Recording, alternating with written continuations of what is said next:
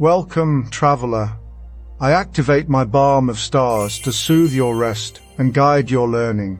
Let us begin the journey. The Black Death, a pandemic that ravaged Europe in the mid-14th century, is often reduced to grim statistics, an estimated 75 to 200 million deaths. But to truly understand it, we must move beyond the numbers and consider its profound, lasting impact on society. This course isn't simply about a historical tragedy. It's about understanding how a cataclysmic event reshaped the course of Western civilization. Why, you might ask, dedicate an entire course to something so distant? The answer lies in the echoes of the Black Death that resonate even today. Consider our current experiences with pandemics, like the recent COVID-19 outbreak. Many of the societal responses, quarantine, social distancing, even the spread of misinformation, have roots in the medieval world. By studying the Black Death, we gain a critical perspective on how societies respond to crises, how beliefs and superstitions influence behavior, and how profoundly a single event can alter the trajectory of history. It allows us to recognize patterns, to analyze responses, and ultimately, to be better prepared for future challenges.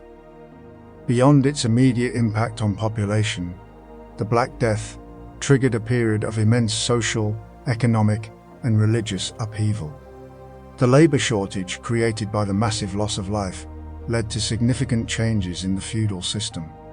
Serfs, previously bound to the land, found themselves in a position to demand better wages and conditions. This contributed to the decline of feudalism and the rise of a more market-based economy.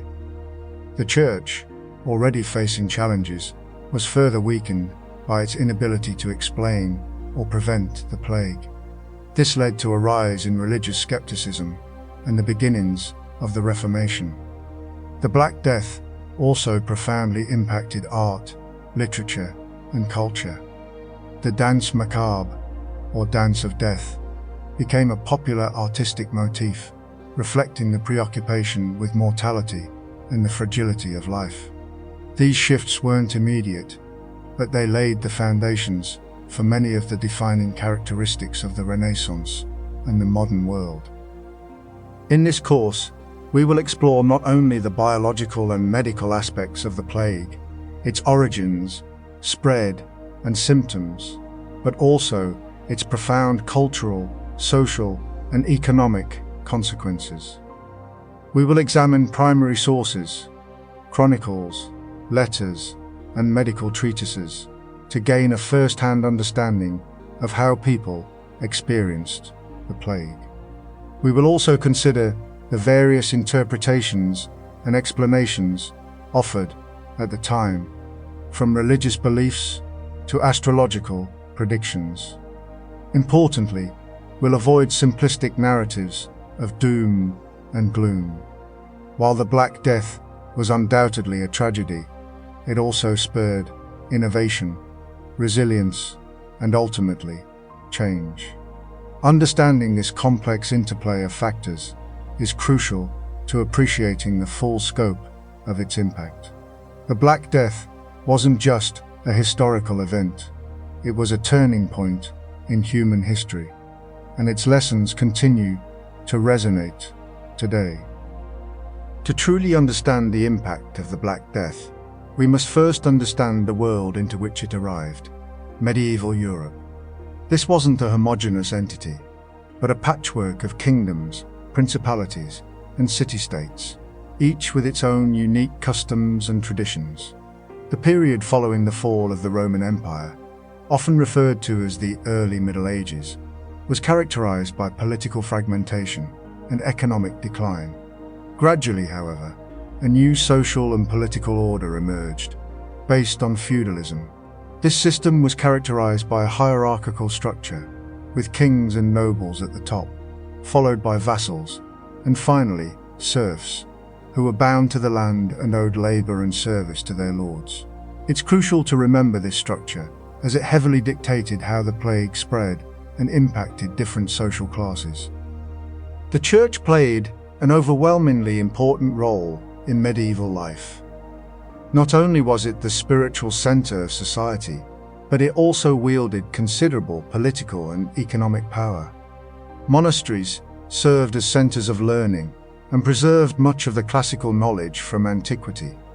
The church provided a framework for understanding the world, and its doctrines shaped people's beliefs about life, death, and the afterlife.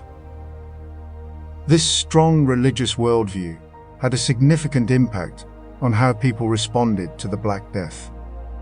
Many believed the plague was a divine punishment for sin and sought to appease God through prayer, penance, and religious processions. Medical knowledge at the time was limited, largely based on the theories of Galen, a Roman physician. Treatments often involved bleeding, purging, and herbal remedies. The concept of hygiene was rudimentary, and sanitation was poor, creating ideal conditions for the spread of disease. Economically, medieval Europe was largely agrarian. The vast majority of the population lived in rural areas and depended on agriculture for their livelihood. Trade and commerce were growing, however, particularly in the towns and cities. The growth of towns led to an increase in population density, which created both opportunities and challenges. Cities became centers of trade, learning, and innovation, but they also suffered from overcrowding, poor sanitation, and disease. Travel and communication were slow and difficult. Roads were often unpaved and poorly maintained, and travel was dangerous due to bandits and robbers. News and information spread slowly, making it difficult to respond effectively to crises like the Black Death. Understanding these conditions, the feudal social structure, the dominance of the church, the agrarian economy, and the limited infrastructure, is crucial to understanding how the Black Death unfolded and its devastating impact on medieval Europe. Let's begin with the culprit, the microscopic architect of this devastation, Yersinia pestis. It's a bacterium, a single-celled organism, and while it seems impossibly small to have caused such a monumental catastrophe, understanding its biology is crucial. Yersinia pestis isn't new to history. Evidence suggests it's been around for millennia. Genetic studies indicate its lineage stretches back potentially thousands of years, existing in rodent populations across Asia. However, the strain that caused the Black Death was particularly virulent, meaning it was exceptionally effective at causing disease and spreading rapidly. What makes Y. pestis so dangerous isn't just its ability to infect, but its clever strategy for survival and transmission. It relies on a complex interplay between itself, a host animal, usually a rodent, particularly rats and marmots, and a vector, which is an intermediary that carries the disease from one host to another. In the case of the Black Death, the primary vector was the oriental rat flea, Xenocilla orientalis. This flea, while tiny, played a pivotal role in spreading the infection across continents. The bacterium doesn't simply kill its host, which would be counterproductive. Instead, it causes a blockage in the flea's gut, creating a kind of plug that forces the flea to regurgitate infected blood when it attempts to feed. This creates a highly efficient, though gruesome, method of transmission. It's a beautiful, yet horrifying example of evolutionary adaptation. The way Y. pestis causes disease is also important to understand. It manifests in three primary forms. The most common, and the one most associated with the Black Death, is bubonic plague. This occurs when the bacteria are introduced into the body through the bite of an infected flea. The bacteria travel to the lymph nodes, causing them to swell into painful, inflamed buboes, hence the name bubonic plague. These buboes typically appear in the groin, armpits, and neck. The second form is septicemic plague, which occurs when the bacteria enter the bloodstream directly, causing sepsis, a life-threatening condition caused by the body's overwhelming response to infection. This form is often characterized by fever, chills, weakness, and bleeding under the skin, leading to dark patches. The third, and most deadly, form is pneumonic plague, which affects the lungs. This form is particularly dangerous because it can be transmitted directly from person to person through respiratory droplets, coughing, sneezing, or even talking. This is why pneumonic plague can cause rapid, widespread outbreaks. Understanding these different forms helps explain the varying symptoms and patterns of transmission observed during the Black Death. It wasn't just one disease, but a spectrum of related illnesses, each with its own unique characteristics and level of virulence. The virulence of Y. pestis is not merely about its ability to multiply. It's about its clever mechanisms for evading the host's immune system. The bacterium possesses several virulence factors, molecules that help it survive and thrive within the host. These include proteins that interfere with the immune system's ability to recognize and destroy the bacteria. It can also produce toxins that damage tissues and organs. Furthermore, Y. pestis can exist in multiple forms within the host, switching between them to evade immune responses. This makes it incredibly difficult for the body to mount an effective defense. It's a constantly evolving arms race between the bacterium and the host's immune system. And while our modern antibiotics are highly effective against Y. pestis, this wasn't the case in the 14th century. There was no understanding of bacteria, let alone antibiotics, meaning that infection was almost always fatal. The combination of a highly virulent bacterium, an efficient vector, and a completely defenseless population created the perfect storm for the Black Death. The story of the Black Death doesn't begin in Europe. Its origins lie far to the east, in the vast steppes of Central Asia, specifically in the region around what is now Kyrgyzstan, Kazakhstan, and Uzbekistan. Archaeological evidence, particularly analysis of ancient DNA from plague victims buried in cemeteries near Lake Issyk-Kul in Kyrgyzstan, has pinpointed this region as the likely source of the strain that caused the Black Death. These cemeteries date back to the 14th century, and the DNA extracted from the skeletons matches the genetic fingerprint of the virulent strain that ravaged Europe. This evidence suggests that the bacterium was circulating in rodent populations in this region for some time before it made its way west. This area was a crossroads of cultures and trade routes, including the famed Silk Road. The Silk Road wasn't a single road, but a network of paths connecting easts and wests, facilitating the exchange of goods, ideas, and unfortunately, disease. The constant movement of people and goods created the ideal conditions for the spread of infection. The initial spread from Central Asia likely involved marmots, a type of rodent common in the region. Marmots are known to carry Y. pestis, and their burrows create interconnected networks that facilitate the spread of the bacteria. As trade caravans traveled along the Silk Road, they unknowingly carried infected fleas and rodents with them. The caravans weren't just transporting silk and spices, they were transporting death. The disease spread eastward to China, where outbreaks were recorded in the 1330s. These outbreaks were severe, causing significant loss of life and disrupting trade. From China, the plague spread westward, along the Silk Road, through Central Asia and the Middle East. Cities like Samarkand, Bukhara, and Baghdad became epicenters of the disease, suffering immense devastation. The movement of Mongol armies also played a role in the spread.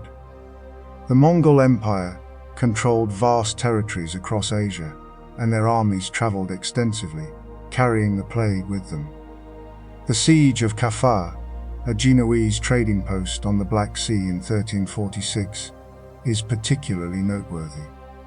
Mongol forces, suffering from the plague, reportedly catapulted infected corpses over the city walls, deliberately spreading the disease to the inhabitants. This act, whether true or exaggerated, illustrates the deliberate use of biological warfare. From Kaffa, the plague spread rapidly throughout the Mediterranean region via trade ships. Genoese and Venetian merchants were major players in Mediterranean trade, and their ships carried the plague to ports throughout Italy, Greece, and North Africa. The crowded conditions on the ships, combined with the presence of rats and fleas, created the perfect breeding ground for the disease. The plague arrived in Sicily in 1347, and from there, it spread quickly to mainland Italy.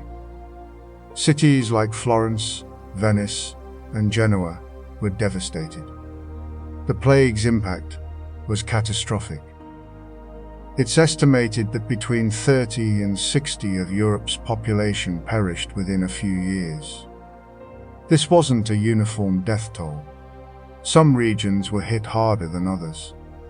Coastal cities, with their high levels of trade and population density, suffered the most.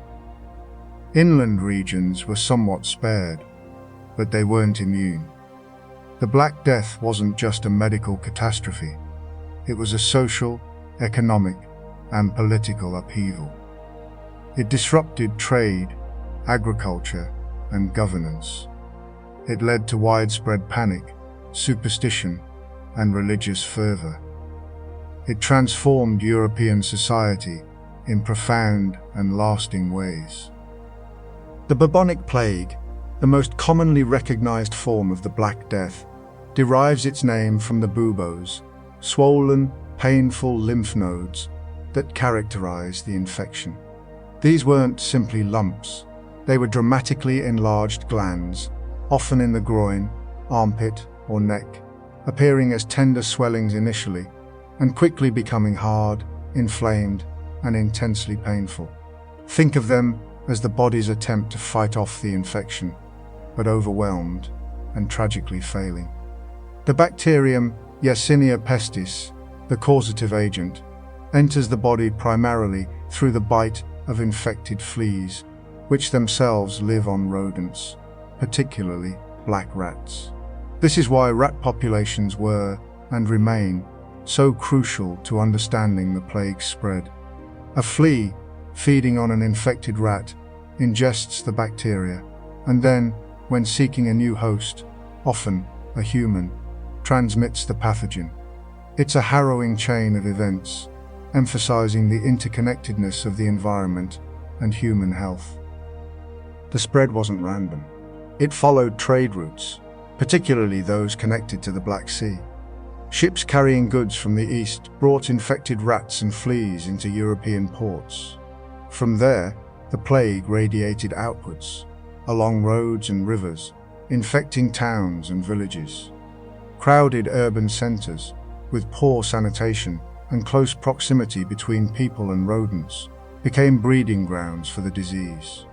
Imagine the conditions in medieval cities: narrow, unpaved streets filled with garbage, overflowing cesspits, and a lack of personal hygiene. These factors dramatically accelerated the spread. The plague wasn't merely a medical crisis, it was a socio-environmental catastrophe, exacerbated by the living conditions of the time. The swift spread from port cities such as Messina, Genoa, and Venice to major urban centers inland is a testament to the speed and efficiency of its transmission. Beyond the buboes, other symptoms manifested. High fever, chills, headache, fatigue, and muscle aches were common. Many suffered from vomiting and diarrhea, further weakening their bodies. Some developed internal bleeding, causing dark blotches on the skin, a condition known as Black Death, giving the plague its infamous name. The disease progressed rapidly, often leading to death within a few days of the onset of symptoms. The speed and severity of the illness terrified those affected and fueled widespread panic. Medieval physicians, lacking an understanding of the bacterial cause, were helpless to provide effective treatment. They relied on practices such as bloodletting, herbal remedies, and prayer, which, while offering psychological comfort, did little to stem the tide of the disease. The mortality rate for bubonic plague was high, often exceeding 30 to 75 of those infected. Pneumonic plague is arguably the most dangerous form of the Black Death. Unlike bubonic plague, which is primarily transmitted by fleas, pneumonic plague affects the lungs and spreads through airborne droplets cowing, sneezing, or even speaking. This makes it far more contagious, capable of spreading rapidly between individuals without the need for an intermediary vector, like a flea. Imagine the terror of a disease that could be contracted simply by breathing the same air as an infected person. This airborne transmission meant that pneumonic plague could spread much faster and farther than bubonic plague, particularly in crowded conditions. It often presented with a violent cough, producing bloody sputum, and rapidly led to pneumonia and respiratory failure. Symptoms of pneumonic plague developed quickly, often within a day or two. A high fever, headache, and weakness were initial indicators, quickly followed by a severe cough and difficulty breathing. The sputum, expectorated from the lungs, was often tinged with blood, a terrifying sign of the disease's progression. Because the infection directly attacked the respiratory system, it caused rapid pneumonia and acute respiratory distress syndrome. Mortality rates for pneumonic plague were extremely high, nearly 100 if left untreated.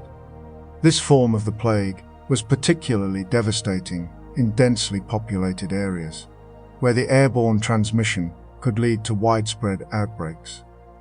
The sheer speed and lethality of pneumonic plague generated a climate of unparalleled fear and panic. While medieval doctors had little understanding of the disease's actual cause, they did attempt to protect themselves, famously donning beak-like masks filled with sweet-smelling herbs and spices, believing these would ward off the bad air they associated with the plague. While this was misguided, it highlighted the desperate attempts to combat the disease. Pneumonic plague could also develop as a secondary complication of bubonic plague when the Yersinia pestis bacteria spread from the lymph nodes to the lungs. This made it even more difficult to contain, as it combined the transmission vectors of both forms.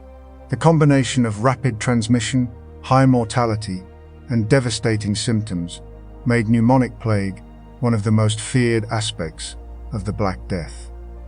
Septicemic plague is the most virulent and least common form of the Black Death. Unlike bubonic and pneumonic plagues, it doesn't necessarily involve the buboes or lungs initially. Instead, the Yersinia pestis bacteria enters the bloodstream directly, causing a rapid and overwhelming systemic infection. This form of the plague is characterized by a complete breakdown of the body's defenses, leading to widespread organ failure. Septicemic plague is often referred to as blood poisoning because of its devastating effect on the circulatory system. It's truly a terrifying scenario, a relentless attack on the body's core functions. The symptoms of septicemic plague are dramatic and appear with frightening speed: high fever, chills, extreme weakness, abdominal pain, shock, and bleeding into the skin, causing dark patches, are all hallmarks of the disease. These dark patches, known as purpura, are caused by the rupture of blood vessels under the skin and are a clear indication of the bacteria's devastating effect on the circulatory system. Often, patients would succumb to the disease before the characteristic buboes even had a chance to develop. The bacteria multiplies rapidly in the bloodstream, releasing toxins that disrupt blood clotting and cause widespread organ damage. Septicemic plague is almost invariably fatal, with a mortality rate approaching 100. Death often occurs within a matter of hours or even minutes of the onset of symptoms. Because it's so rapid and aggressive, septicemic plague is incredibly difficult to diagnose and treat. Even with modern antibiotics, the prognosis for a patient with septicemic plague remains grim. This form of the Black Death truly represents the most terrifying and destructive aspect of the disease, a swift and merciless assault on the body, leaving little chance for survival. It's a chilling reminder of the devastating power of infectious disease. The year is 1337. For years, whispers of a terrible plague had been circulating eastward, originating in the steppes of Central Asia. But it wasn't until this year that the Black Death truly arrived in Europe, not through armies or migrations, but via the arteries of commerce, the trade routes that connected the continent to the east. The first documented cases appeared in Messina, Sicily, in October. Accounts describe a swift and terrifying illness. Victims were stricken with fever, chills, and most horrifyingly, enormous, painful swellings, buboes, in their groin, armpits, and neck.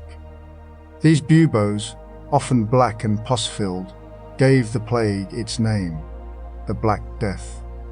It wasn't simply a disease, it was a visible, grotesque marker of impending doom. The initial outbreaks in Sicily were catastrophic, but they were merely the first ripple of a wave that would soon engulf the entire continent. Contemporary accounts are filled with descriptions of the sheer speed with which the disease spread, overwhelming local physicians and authorities. The port city of Messina, a bustling hub of trade, became a scene of unimaginable suffering. What made the situation even more dire was the complete lack of understanding of the disease's cause or transmission. Medieval medicine, while possessing some empirical knowledge of herbs and treatments, was largely based on the humoral theory, the idea that illness arose from an imbalance of the four humors: blood, phlegm, yellow bile, and black bile. Physicians attempted to restore balance through bloodletting, purging, and the administration of various concoctions, often with disastrous results. They believed the plague was caused by miasma, bad air, arising from decaying matter or astrological conjunctions. They advised people to light fires, carry sweet-smelling herbs, and avoid contact with the sick, measures that, while perhaps providing a psychological comfort, did little to stem the tide of the disease. The medical establishment was simply overwhelmed and ill-equipped to deal with a plague of this magnitude. The sheer number of sick and dying quickly surpassed their capacity to provide care, leaving many to succumb to the disease without any assistance. From Sicily, the plague spread rapidly along maritime trade routes. Genoa and Venice, two of the most powerful and prosperous city-states in Europe, became the next major centers of infection. These cities, heavily reliant on trade with the East, were particularly vulnerable. Ships arriving from the Black Sea and other infected ports carried not just goods, but also the deadly Yersinia pestis bacteria, carried by fleas living on rats. By the end of 1347, the plague had reached the major ports of France, Spain, and North Africa. The speed of its spread was astonishing, facilitated by the dense populations, unsanitary living conditions, and constant movement of people and goods characteristic of medieval Europe. It wasn't just a disease affecting the poor and marginalized. It quickly infiltrated all levels of society, striking down nobles, merchants, and clergy alike. The initial outbreaks were a harbinger of the catastrophe that was about to unfold, a dark prelude to the decades of devastation that would follow. The role of port cities in the spread of the Black Death cannot be overstated. These urban centers, teeming with people and goods from all corners of the known world, acted as perfect breeding grounds for the disease. Ships carrying infected rats and fleas were the primary vectors, docking at ports and unleashing their deadly cargo onto unsuspecting populations. The close proximity of people living and working in these ports further exacerbated the spread, allowing the disease to jump quickly from person to person. Marseille, a major port in southern France, is a particularly poignant example. When a Genoese trading ship arrived in November 1347, carrying a crew decimated by the plague, the city was swiftly overwhelmed. The harbour master and those who helped secure the ship were among the first to fall ill. Within weeks, the plague had spread throughout the city, claiming thousands of lives. From these major port cities, the plague gradually spread along the coastline and inland. Coastal towns and villages, connected by maritime trade and travel, were particularly vulnerable. Fishermen, sailors, and merchants unknowingly carried the disease to new areas, establishing new pockets of infection. The speed of the spread was influenced by several factors, including population density, sanitation conditions, and the frequency of travel and trade. Areas with larger populations and poorer sanitation were more susceptible to outbreaks. The Mediterranean coastline, with its bustling ports and dense populations, experienced some of the highest mortality rates.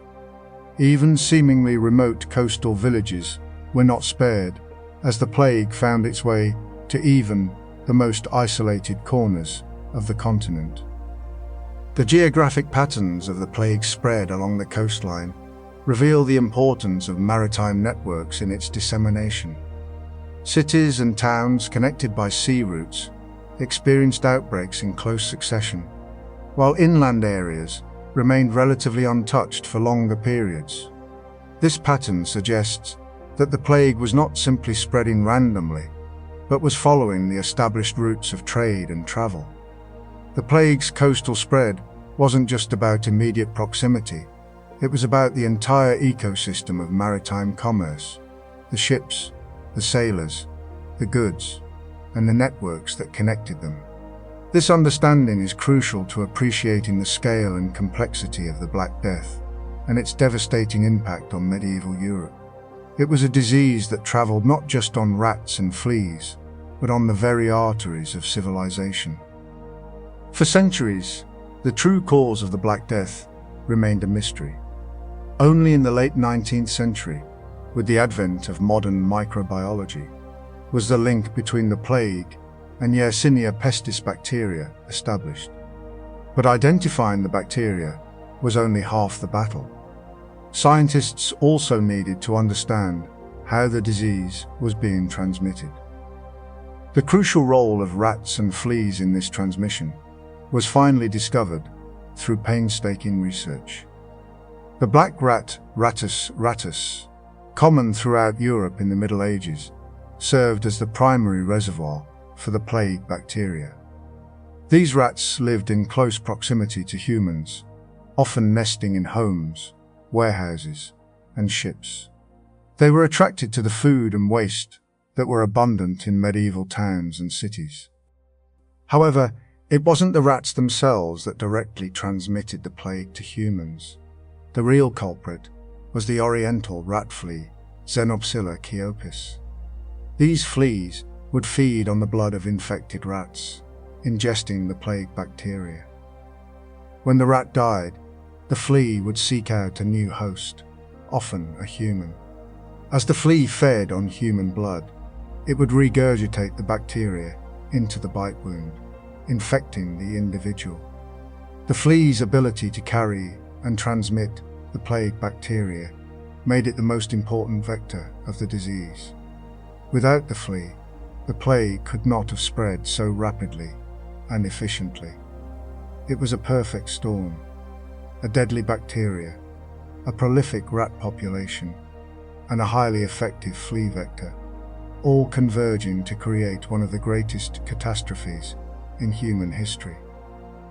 The conditions in medieval Europe were ideal for the proliferation of rats and fleas.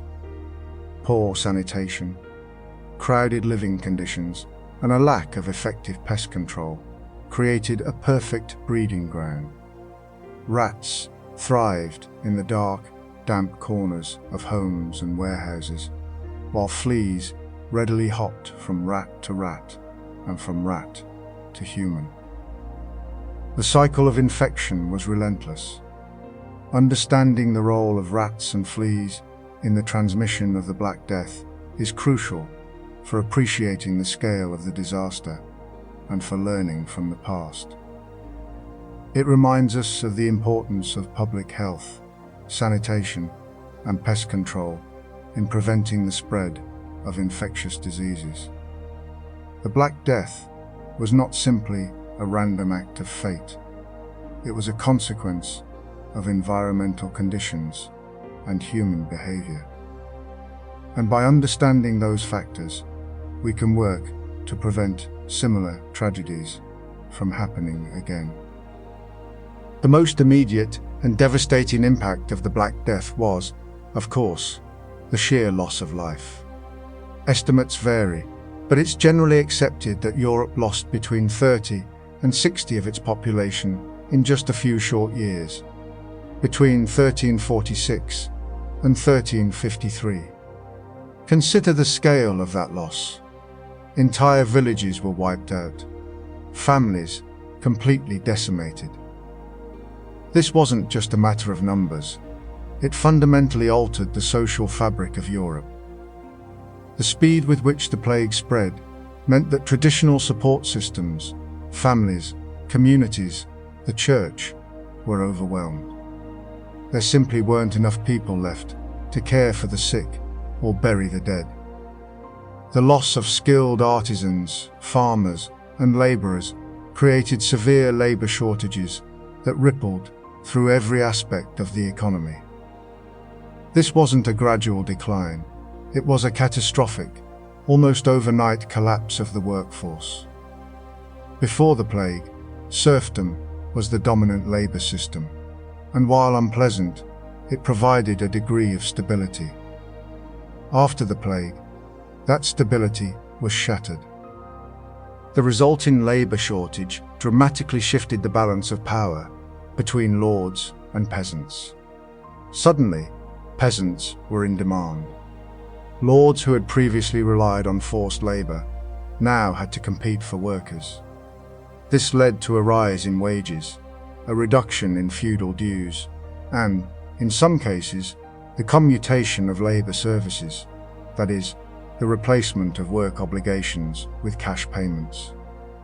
Peasants began to demand better terms, and lords, desperate to keep their lands cultivated, often had no choice but to concede. This wasn't a uniform change. It varied significantly from region to region and depended on the local circumstances. But the overall trend was clear. The Black Death had weakened the feudal system and empowered the peasantry. We also see a rise in social mobility. With so many positions vacant, individuals from lower social classes had opportunities to move up the ladder, to fill the roles left by those who had perished. This was particularly true in towns and cities, where guilds and merchant organizations were struggling to find skilled workers. The concept of free labor, the ability to sell one's services for wages, gained prominence, laying the groundwork for the development of a more market-based economy. However, this new dynamic wasn't without its tensions. Lords and authorities attempted to freeze wages and reimpose traditional labor obligations through statutes like the Statute of Labourers in England 1351. These attempts were largely unsuccessful, as they went against the fundamental economic forces at play. The laws were difficult to enforce, and peasants were increasingly unwilling to comply. This led to widespread unrest and social conflict, culminating in peasant revolts like the Jacquerie in France, 1358, and the Peasants' Revolt in England, 1381. These revolts were brutally suppressed, but they demonstrated the growing discontent among the peasantry and the limitations of the old feudal order. The skills gap created by the plague also spurred innovation in some areas. With fewer skilled laborers available, there was an incentive to develop new technologies and methods to increase productivity.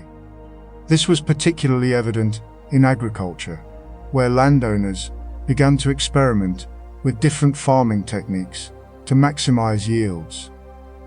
The Black Death didn't just decimate the human population, it also had a profound impact on agriculture. With so many farmers and agricultural laborers lost, land was left uncultivated, fields were abandoned, harvests were neglected, and food production plummeted. This led to widespread food shortages and, in some areas, outright famine. The situation was exacerbated by the disruption of trade routes. The plague spread along these routes, and merchants were reluctant to travel, fearing infection. This meant that food couldn't be easily transported from surplus areas to those in need. Livestock also suffered. With fewer people to care for animals, herds dwindled, and the supply of meat, milk, and wool decreased. The combination of reduced harvests and disrupted trade created a vicious cycle of scarcity and rising prices. The cost of food soared, making it increasingly difficult for the poor to afford basic necessities. The years following the Black Death were marked by a series of famines, most notably the Great Famine of 1315 to 1317, which predated the Black Death but contributed to the vulnerability of the population, and subsequent localized famines in the 1350s and 1360s. These famines were particularly devastating for the poor, who lacked the resources to cope with food shortages. Malnutrition weakened their immune systems, making them more susceptible to disease. It also led to increased mortality rates, especially among infants and children. The famines were not evenly distributed. Some regions were more affected than others. Areas that relied heavily on specific crops or were located in marginal agricultural lands suffered the most. The disruption of agricultural practices also led to changes in land use. Some landowners shifted from arable farming to pasture, as livestock required less labor to maintain. This had the unintended consequence of reducing the amount of land available for growing crops. However, the agricultural crisis also created opportunities for innovation and adaptation. Some landowners experimented with new farming techniques, such as crop rotation and the use of fertilizers, to improve yields. There was also a growing awareness of the importance of soil conservation and land management. The decline in population, while tragic, also had the effect of increasing per capita land availability. With fewer people to feed, there was less pressure on agricultural resources. This led to a period of agricultural restructuring, as landowners and farmers sought to optimize their production methods and adapt to the changing economic and social conditions. In the long run, the agricultural crisis contributed to a shift towards a more market-oriented agricultural system. With fewer serfs tied to the land, there was greater freedom of movement and greater opportunity for farmers to sell their produce in local markets. The Black Death acted as a powerful catalyst for social change. The traditional feudal hierarchy, already under strain, was further weakened by the loss of life and the economic disruptions. The decline of serfdom, as we've discussed, was a significant development. But the changes went beyond that. The rise of a new merchant class, fueled by increased trade and economic opportunities, challenged the traditional power of the landed aristocracy. This merchant class, often based in towns and cities, accumulated wealth and influence, and began to demand greater political representation. The church, too, was profoundly affected. The massive loss of clergy, coupled with the failure of traditional religious practices to prevent the plague, eroded public trust and led to a questioning of religious authority. Many people felt abandoned by the church and sought alternative forms of spiritual expression. The increased social mobility, as we've mentioned, also contributed to the changing social landscape. Individuals from lower social classes had opportunities to rise in status, while members of the aristocracy sometimes lost their wealth and influence. This led to a more fluid and dynamic social structure, although it also created tensions and conflicts. The peasant revolts of the late 14th century were, in part, a response to these changing social dynamics. While these revolts were brutally suppressed, they demonstrated the growing discontent among the peasantry and their determination to improve their conditions. The Black Death also had an impact on family structures. The loss of so many people led to a breakdown of traditional family ties and a weakening of kinship networks. This created a sense of social atomization and contributed to a rise in individualism. In the long run, the Black Death contributed to the decline of feudalism and the rise of a more modern, market-based society. The traditional social structures were irrevocably altered, and a new social order began to emerge. While the Black Death was a period of immense suffering and loss, it also acted as a catalyst for social change, paving the way for a more dynamic and complex society. The lessons learned from the Black Death about the importance of public health, the fragility of social structures, and the resilience of the human spirit continue to resonate today. The Black Death, as you know, brought not only physical devastation, but also a profound spiritual crisis. People desperately sought explanations and, crucially, ways to appease what they believed was divine wrath. Traditional prayers and rituals seemed insufficient in the face of such widespread death, giving rise to more extreme expressions of piety. One of the most striking of these was the flagellant movement. These were groups of individuals who believed that self-flagellation, whipping themselves, could atone for the sins of humanity and, in turn, stop the plague. It's important to understand that this wasn't just a few isolated incidents.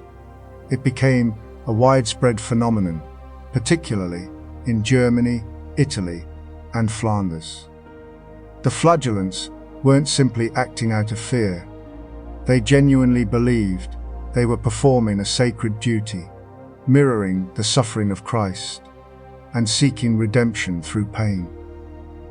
They often processed through towns and cities, chanting hymns and publicly whipping themselves, drawing both horrified condemnation and fervent support. The origins of the flagellant movement are complex. While self-flagellation wasn't entirely new, it had existed as a practice of penance within certain monastic orders. The scale and public nature of the movement during the Black Death were unprecedented. It started relatively spontaneously, with small groups forming independently. However, these groups quickly coalesced, spreading their message and practices through word of mouth and increasingly through written accounts. These accounts often emphasized the perceived corruption of the church and the need for a more direct and visceral form of piety. The flagellants saw themselves as reformers, challenging the perceived complacency of the established religious authorities.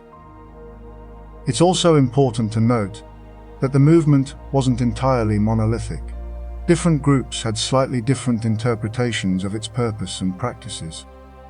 Some focused solely on self-flagellation, while others incorporated elements of preaching and communal living.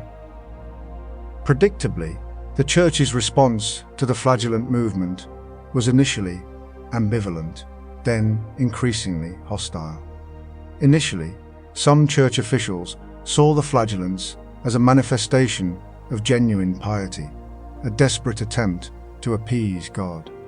However, as the movement grew in popularity and became more radical, concerns about its potential for social unrest and its challenge to church authority began to mount. Pope Clement VI, while initially hesitant to condemn the flagellants outright, eventually issued a papal bull in 1349, officially denouncing the movement. He condemned self-flagellation as a dangerous and heretical practice, and ordered church officials to suppress it. This condemnation, combined with the growing perception that the flagellants weren't stopping the plague, led to the movement's rapid decline. Many flagellants were arrested, imprisoned, or even executed, and the movement largely disappeared by the mid-14th century.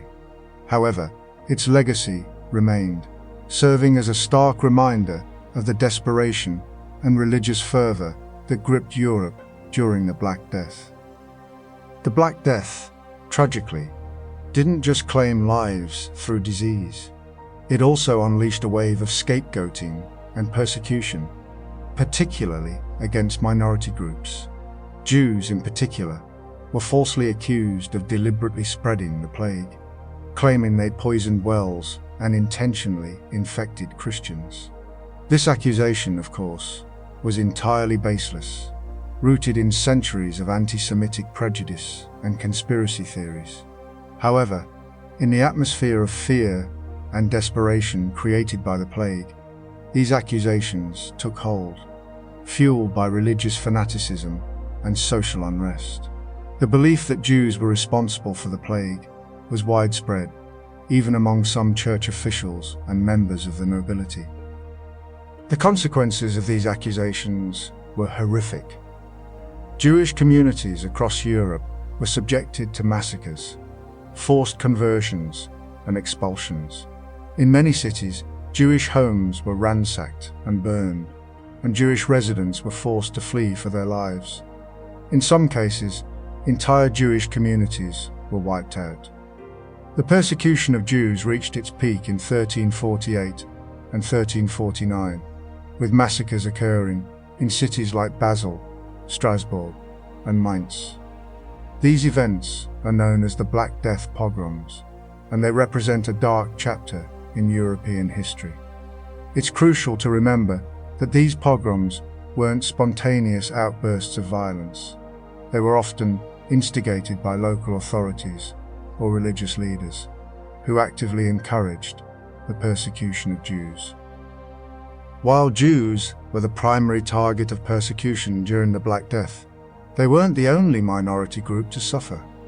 Lepers, often marginalized and stigmatized even before the plague, were also accused of spreading the disease. The belief was that their tainted bodies somehow attracted or facilitated the spread of the plague. As a result, lepers were often ostracized, denied access to medical care, and even subjected to violence. Furthermore, other marginalized groups, such as beggars and foreigners, were also targeted, accused of being outsiders who threatened the social order. The Black Death, therefore, exacerbated existing social tensions and prejudices, leading to a widespread wave of scapegoating and violence. It's a grim reminder of how easily fear and desperation can lead to the persecution of vulnerable groups. The Black Death profoundly challenged existing religious beliefs and practices. The sheer scale of death and suffering led many to question the power and benevolence of God. If God was all-powerful and all-loving, why would he allow such a devastating plague to afflict humanity? This question haunted many devout Christians and led to a crisis of faith for some. Traditional explanations for suffering, such as divine punishment for sin, seemed inadequate in the face of such widespread death, which claimed the lives of the righteous and the wicked alike. The plague, therefore, forced people to confront the limitations of their understanding of God and the universe. This crisis of faith led to a rise in religious skepticism and alternative spiritual beliefs. Some people turned to mysticism and esotericism, seeking answers outside of traditional church doctrine. Others embraced fatalism, believing that fate was predetermined and that there was nothing they could do to change their circumstances. Still others questioned the authority of the church itself, accusing it of corruption and hypocrisy. The plague, therefore, contributed to a growing undercurrent of religious dissent and laid the groundwork for the religious upheavals of the Reformation in the 16th century. The widespread death of clergy, including many educated and experienced priests, created a shortage of skilled religious leaders, exacerbating the crisis of faith and contributing to a decline in the quality of religious instruction. Paradoxically, the Black Death also led to a surge in religious fervor and piety among some segments of the population. Many people believed that the plague was a divine test, and they responded by intensifying their religious devotion and engaging in acts of penance and charity. The practice of flagellation, in which people whipped themselves in an attempt to appease God, became widespread during the plague. Processions of flagellants traveled from town to town, seeking to atone for the sins of humanity and implore God to end the plague. While these acts of religious zeal were often misguided and ineffective, they demonstrated the depth of faith and desperation that gripped many people during this dark chapter in history. The Black Death, therefore, had a complex and multifaceted impact on religious beliefs and practices, challenging existing assumptions and prompting both skepticism and renewed devotion. The Black Death didn't just decimate the population, it fundamentally altered the European psyche. One of the most striking artistic responses to this trauma was the danse macabre, or the dance of death. This wasn't simply a morbid fascination with death, it was a profound meditation on its universality. Before the plague, death was often depicted as a relatively distant concept, reserved for the elderly or those in battle. The danse macabre shattered this illusion. It showed death often personified as a skeleton leading people from all walks of life: kings, peasants, clergy, merchants, in a dance towards the grave. This wasn't a celebratory dance, of course, but a relentless, unavoidable procession. The key element was the leveling effect. Death didn't discriminate based on social status, wealth, or piety. This challenged the existing feudal hierarchy and sparked anxieties about mortality that permeated all levels of society. It was a stark visual reminder that death comes for everyone, regardless of their position in life. We'll see this motif play out in numerous paintings, sculptures, and even literature of the late medieval period, and it speaks volumes about the collective fear and existential questioning of the time. The origins of the danse macabre can be traced back to the late 14th century, appearing first in visual art. One of the earliest known examples is a series of frescoes painted on the walls of the Saint-Michel des Grilles church in France. These images, and subsequent iterations in illuminated manuscripts and woodcuts, weren't simply decorative. They were powerful didactic tools, meant to remind viewers of their own mortality and encourage them to live virtuous lives. The dance itself was often depicted as a circular or linear procession, with death leading the way. Each figure in the dance represented a different segment of society, emphasizing the universality of death. The sequence often included figures like the Pope, the Emperor, the Cardinal, the King, the Merchant, the Knight, and even the common laborer, all being led to their final resting place. This served as a powerful critique of the social order and a reminder that earthly power and possessions were ultimately meaningless in the face of death. The simplicity of the visual language, skeletons, skulls, and stark landscapes, made the message accessible to a wide audience, regardless of literacy level. The advent of the printing press in the mid-15th century played a crucial role in the widespread dissemination of the danse macabre motif. Woodcut prints, in particular, were relatively inexpensive to produce and could be easily distributed across Europe. This meant that the message of mortality reached a much wider audience than ever before. Numerous illustrated Dance of Death books began to appear, featuring elaborate series of woodcuts depicting death-leading figures from all walks of life.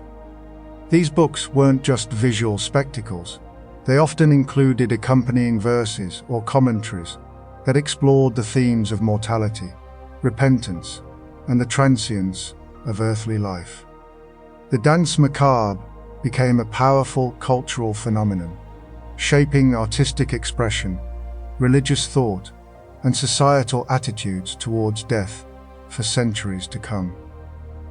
It wasn't merely a reflection of the trauma caused by the Black Death, but a lasting testament to humanity's enduring fascination with mortality and the search for meaning in the face of existential uncertainty. While the danse macabre offered a visual representation of the prevailing anxieties, Giovanni Boccaccio's Decameron, completed around 1353, provides a literary one. Written in the aftermath of the Black Death that ravaged Florence in 1348, the Decameron isn't a direct recounting of the plague, but rather a framework for exploring human behavior under extreme duress. The story revolves around 10 young nobles, 7 women, and 3 men, who flee the plague-stricken city of Florence and retreat to a secluded villa in the countryside. To pass the time, they each tell a story each day for 10 days, resulting in a collection of 100 novellas. These stories cover a wide range of themes: love, lust, deceit, fortune, and misfortune. But they all share a common thread, a celebration of human ingenuity and resilience in the face of adversity. Boccaccio doesn't shy away from depicting the moral decay and social disruption caused by the plague, but he also emphasizes the capacity for humans to find pleasure and meaning even in the darkest of times. The Decameron is often seen as a humanist work, celebrating the values of reason, wit, and individual experience. It offers a stark contrast to the more overtly religious and moralistic art of the period. Boccaccio isn't concerned with portraying saints or martyrs. He's interested in exploring the complexities of human nature. Importantly, the Decameron provides a valuable window into the social and cultural life of 14th century Italy. Boccaccio's detailed descriptions of clothing, food, customs, and social interactions offer a vivid glimpse into the everyday lives of people during this period. He also provides insights into the medical beliefs and practices of the time, albeit often with a satirical edge. While the Decameron doesn't offer a direct explanation for the plague, it does reveal the widespread fear, panic, and social breakdown that it caused. In essence, the Decameron is a testament to the enduring power of storytelling and the human capacity for adaptation and resilience. It's a complex and nuanced work that continues to resonate with readers today, offering a powerful and unforgettable portrait of a society grappling with the horrors of the Black Death. Beyond the danse macabre and literary works like the Decameron, depictions of death and suffering proliferated throughout the art of the period, though often in a highly stylized manner. Realistic depictions of the horrors of the plague were relatively rare. Instead, artists tended to focus on the religious and moral implications of death. Images of the Last Judgment, the crucifixion, and the Virgin Mary with the dying were particularly common. These images served as reminders of the fragility of life and the importance of seeking salvation. However, even these stylized depictions often convey a sense of intense suffering and emotional distress. The memento mori tradition, the practice of reminding oneself of mortality, also gained prominence during this period. Skulls, skeletons, and decaying bodies were used as symbols of death and the transience of life. These symbols appeared in paintings, sculptures, and even jewelry. The memento mori served as a warning against earthly pleasures and a reminder to focus on spiritual matters. While these depictions of death and suffering may seem morbid to modern sensibilities, they reflect the profound sense of anxiety and fear that permeated society during the Black Death. They also reveal a deep preoccupation with the meaning of life and the inevitability of death. It's important to remember that the artistic depictions of death and suffering during the Black Death were not simply reflections of physical decay. They were also expressions of religious faith, moral anxieties, and existential questions. They served as reminders of the fragility of life, the inevitability of death, and the importance of seeking salvation. By confronting these dark and unsettling themes, artists sought to provide comfort, meaning, and hope in a time of profound crisis. The legacy of these artistic depictions continues to resonate today, reminding us of the enduring power of art to confront the most difficult and challenging aspects of the human experience. Let's begin by stepping back in time to understand the medical framework that dominated Europe during the Black Death: Galenic medicine. This system, named after the 2nd century Roman physician Galen, wasn't new in the 14th century. It had been the cornerstone of European medical thought for over 1,000 years. Its roots stretch back to ancient Greece, particularly the teachings of Hippocrates, emphasizing observation and the body's natural healing abilities. However, Galen built upon these ideas, creating a comprehensive system that, while influential, ultimately proved inadequate in the face of the plague. The central tenet of Galenic medicine was the humoral theory. This proposed that the human body contained 4 fundamental humors, fluids, which dictated not just physical health, but also temperament and personality. These were blood, phlegm, yellow bile, and black bile. A healthy individual, according to this theory, possessed a balance of these humors. Illness, therefore, arose when this balance was disrupted, whether through an excess or deficiency of any particular humor. Understanding these humors and their associated qualities, blood being hot and moist, phlegm cold and moist, yellow bile hot and dry, and black bile cold and dry, was crucial for diagnosis and treatment. This wasn't simply theoretical. Physicians actively sought to identify which humor was out of balance based on observed symptoms like fever, skin color, pulse, and even the patient's disposition. The implications of humoral theory were profound for medical practice. Diagnosing an illness wasn't about identifying a specific pathogen. The concept of germs didn't exist, but rather about determining which humor was imbalanced. Treatments, consequently, aimed to restore that balance. This involved a variety of methods designed to either increase or decrease the power of a particular humor. Diet played a significant role. Certain foods were believed to be hot or cold, and physicians would prescribe diets tailored to counteract the imbalance. For example, someone with an excess of cold phlegm might be advised to eat warming spices like ginger or cinnamon. However, two of the most common and often drastic treatments were bloodletting and purging, techniques we'll delve into shortly. It's important to remember that Galenic medicine wasn't entirely devoid of empirical observation. Physicians did record symptoms and attempted to correlate them with treatments, but their interpretations were always filtered through the lens of humoral theory. Any observation that didn't fit the theory was often dismissed or reinterpreted to align with it. This created a self-reinforcing system where pre-existing beliefs shaped the way physicians saw and understood disease. The limitations of Galenic medicine were particularly evident when it came to understanding anatomy. Dissection of human bodies was largely prohibited by the Church, so physicians had to rely on the writings of Galen, who had primarily dissected animals, particularly Barbary macaques, which he believed were anatomically similar to humans. This led to numerous inaccuracies in their understanding of human anatomy and physiology.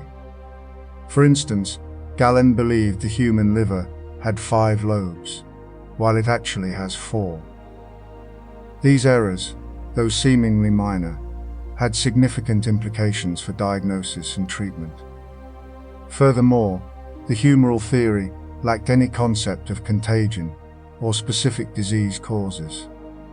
The Black Death, therefore, wasn't seen as being caused by a bacterium transmitted by fleas, but rather as a disruption of the humors caused by miasma, poisonous air, or astrological influences. This fundamentally shaped the response to the plague, leading to ineffective treatments and a failure to grasp the true nature of the disease. Though seemingly primitive from our modern perspective, Galenic medicine represented the best medical knowledge available at the time. It wasn't simply superstition, it was a complex system based on observation, reasoning, and a genuine desire to alleviate suffering. However, its inherent limitations ultimately proved fatal in the face of the Black Death. Let's turn now to some of the specific treatments commonly employed during the Black Death. One of the most prevalent, and often fatal, practices was bloodletting. Rooted firmly in humoral theory, the belief was that draining excess blood, particularly black bile, would restore balance to the humors and alleviate illness. The practice varied in intensity, from superficial venesection, cutting a small vein, to more drastic phlebotomy, cutting a larger artery. Physicians consulted astrological charts to determine the optimal time for bloodletting, believing that the position of the planets influenced the flow of humors. It's easy to dismiss bloodletting as barbaric, but it wasn't simply a random act of violence. Physicians believed They were applying a rational, evidence-based treatment based on the best medical knowledge available. They observed that some patients seemed to improve after bloodletting, although this could have been due to coincidence, placebo effect, or the natural course of the illness. The irony, of course, is that bloodletting often weakened the patient, making them more susceptible to infection and accelerating their demise. It was particularly dangerous during the Black Death, as it further compromised the immune system and exacerbated the effects of the plague. Alongside bloodletting, herbalism played a significant role in medieval medicine. Physicians and apothecaries relied heavily on plants and their medicinal properties. Many herbs were believed to possess specific qualities: warming, cooling, drying, or moistening, and were used to restore humoral balance. Common remedies included chamomile for calming, mint for digestion, and garlic for its purported antibacterial properties. While some herbal remedies did have genuine medicinal effects, their effectiveness was often limited by inaccurate identification of plants, improper preparation, and a lack of understanding of dosage. Furthermore, many herbal remedies were simply ineffective, providing little or no benefit to the patient. Apothecaries often combined multiple herbs in complex concoctions, believing that the synergistic effect would enhance their potency. However, these mixtures could be unpredictable, and some ingredients could even be harmful. The doctrine of signatures was a common guiding principle in herbalism. This held that the appearance of a plant could reveal its medicinal properties. For example, a plant with leaves resembling a liver was believed to be effective in treating liver ailments. The use of herbs wasn't limited to internal remedies. They were also applied topically as poultices, salves, and bandages. Aromatic herbs like lavender and rosemary were used to ward off bad air and purify the environment. Interestingly, some of the herbs used during the Black Death did have properties that might have offered some limited protection against the plague. For example, rosemary contains compounds with antibacterial and antiviral activity, and garlic can boost the immune system. However, these effects were likely minimal, and the overall impact of herbal remedies on the course of the Black Death was negligible. It's important to remember that medieval physicians and apothecaries weren't simply ignorant or superstitious. They were attempting to apply the best medical knowledge available to them, based on observation, reasoning, and a genuine desire to alleviate suffering. But their understanding of disease was fundamentally limited by the lack of scientific knowledge and the constraints of their worldview. They operated within a framework that prioritized humoral balance over germ theory, and their treatments were often based on faulty assumptions and outdated beliefs. Let's now consider the attempts to control the spread of the Black Death through public health measures. While the germ theory of disease was centuries away, medieval authorities did recognize that the plague was contagious, at least in a rudimentary sense. They observed that close contact with infected individuals increased the risk of contracting the disease. This led to the implementation of quarantine measures, one of the earliest forms of public health intervention. The term quarantine itself comes from the Italian 40 giorni, 40 days. This referred to the practice of isolating ships and individuals arriving from infected areas for a period of 40 days, to ensure they were not carrying the disease. Venice, a major trading hub, was one of the first cities to implement quarantine regulations in 1348. Ships arriving from plague-ridden ports were required to anchor offshore for 40 days before being allowed to enter the city. Individuals suspected of having the plague were also isolated, often in lazarettos, designated quarantine hospitals. Quarantine measures, while often harsh and disruptive, did have some limited success in slowing the spread of the Black Death. However, they were difficult to enforce, particularly in crowded urban areas. People often resisted isolation, fearing starvation or abandonment. Furthermore, the understanding of how the plague spread was incomplete. Authorities focused primarily on isolating infected individuals and ships, but failed to address the role of rats and fleas in transmitting the disease. Other public health measures included attempts to clean up the streets, remove garbage, and bury the dead. However, these efforts were often overwhelmed by the scale of the epidemic.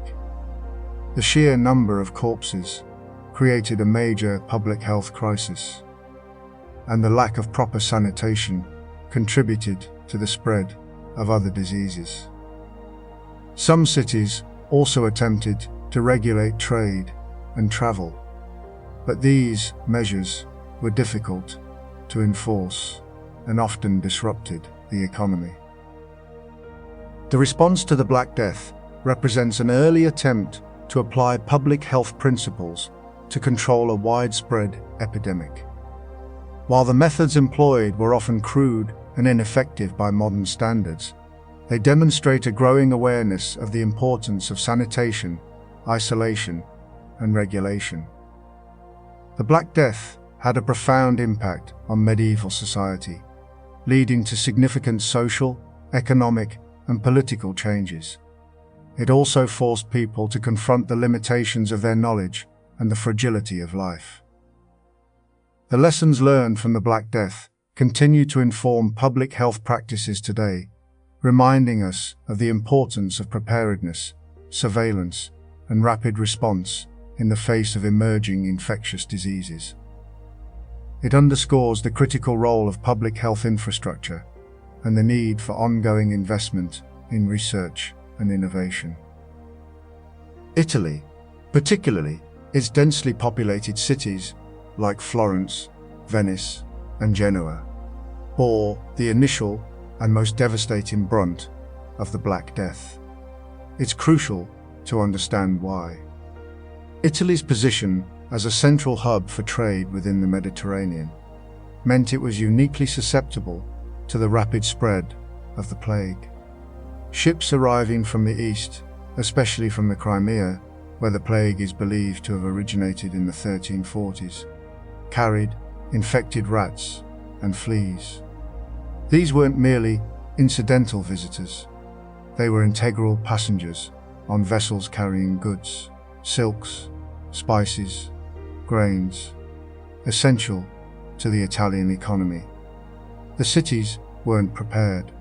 Sanitation was rudimentary, with narrow, crowded streets serving as breeding grounds for rats. While some cities attempted quarantine measures, Venice, for example, established lazarettos, isolated islands where ships and people suspected of carrying the disease were confined. These were often insufficient. The sheer volume of traffic, coupled with a lack of understanding about the disease's transmission, meant the plague quickly spiraled out of control. Initial accounts, like those from Giovanni Boccaccio in the Decameron, vividly depict the societal breakdown: abandoned homes, unburied bodies, and a complete collapse of social order. It's not just about numbers, but the complete disruption of daily life. The social and economic consequences in Italy were profound. The immediate impact was a massive population decline. Estimates vary, but it's believed that Florence lost between 40 and 60 of its population within a few years. This led to a severe labor shortage, disrupting agricultural production and trade. The sudden availability of land and goods, however, also created opportunities for those who survived. Wages increased, and some peasants were able to negotiate better terms with landowners. But this economic shift was uneven, and it didn't alleviate the widespread suffering. The artistic landscape also transformed. While the initial shock led to a morbid preoccupation with death, evident in paintings and sculptures depicting skeletal figures and scenes of plague victims, it also fostered a sense of religious fervor.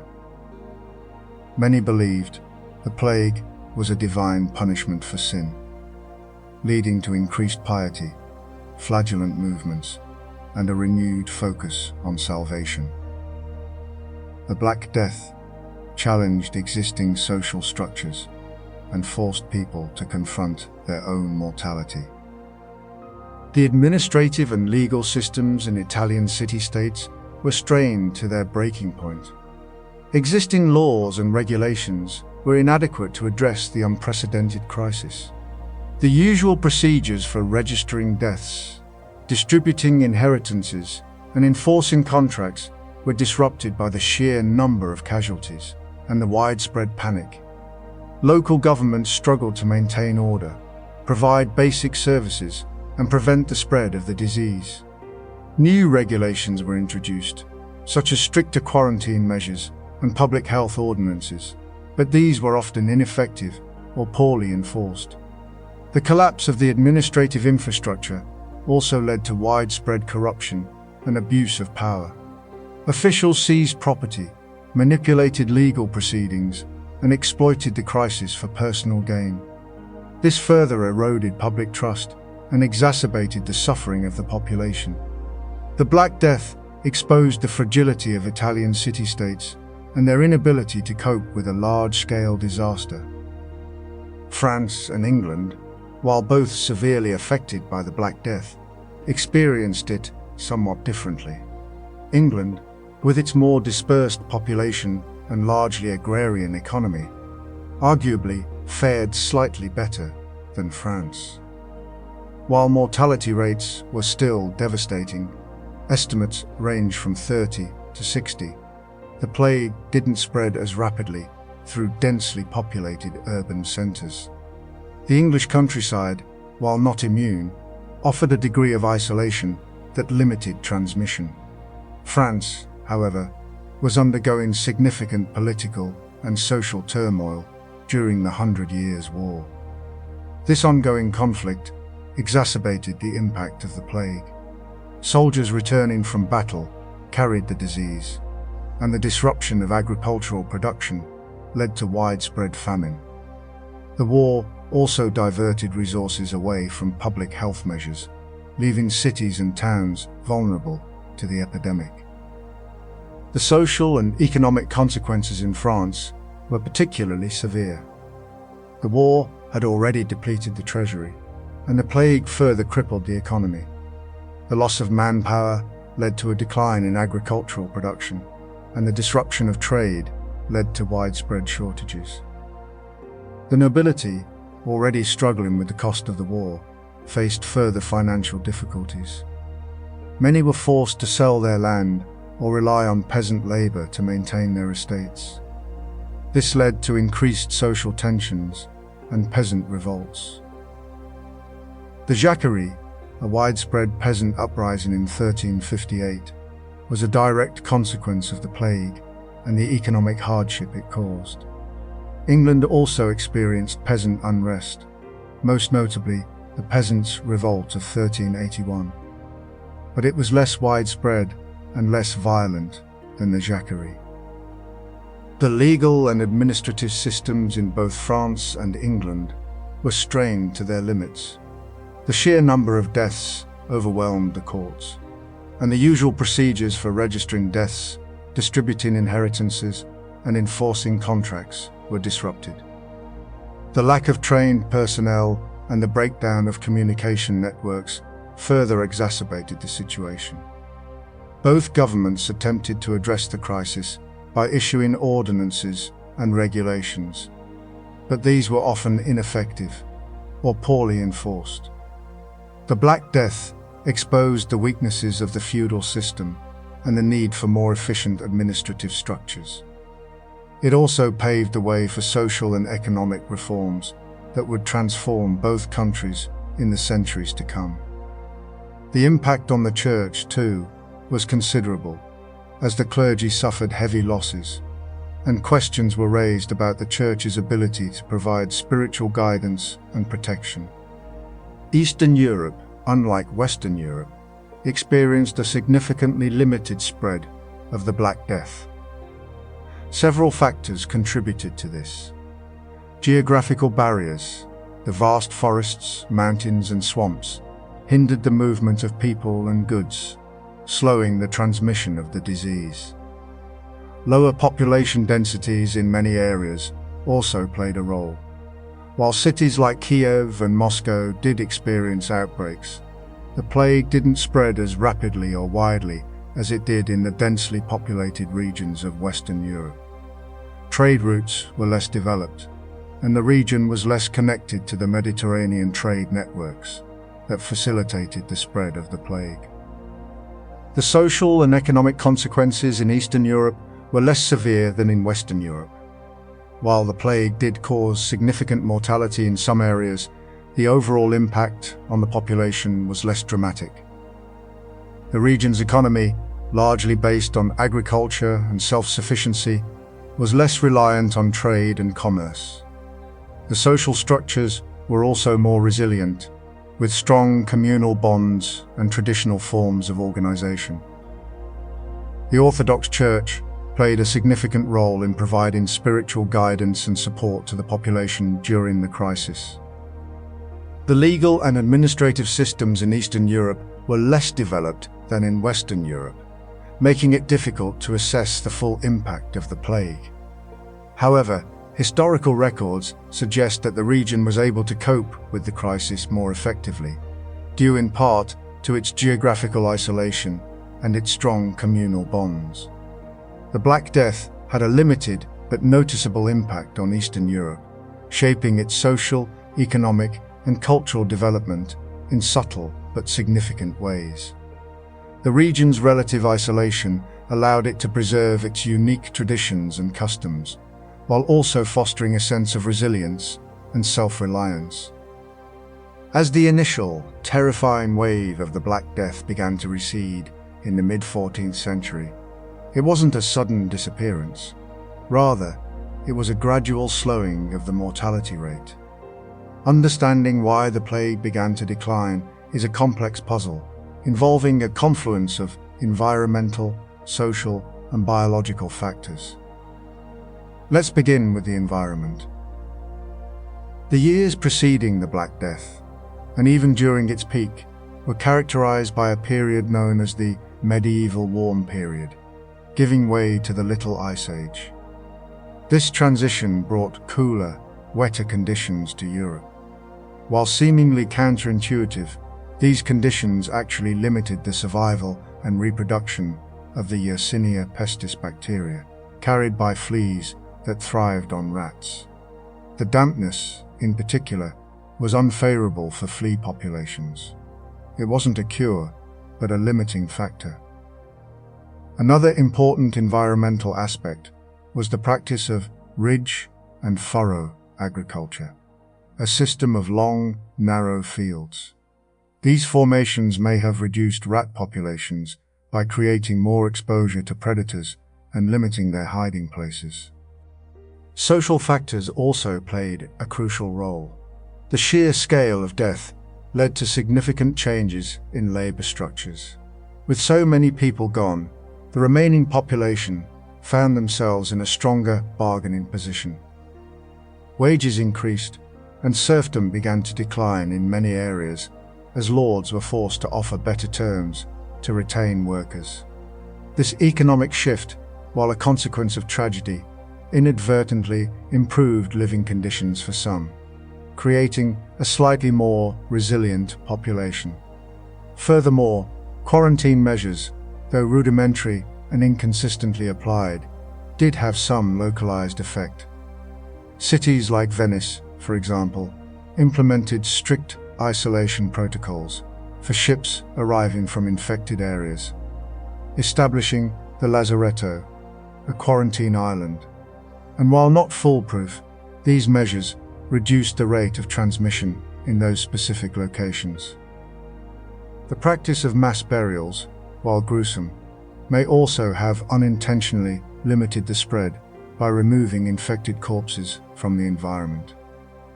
Finally, we must consider the possibility of some level of acquired immunity developing within the surviving population.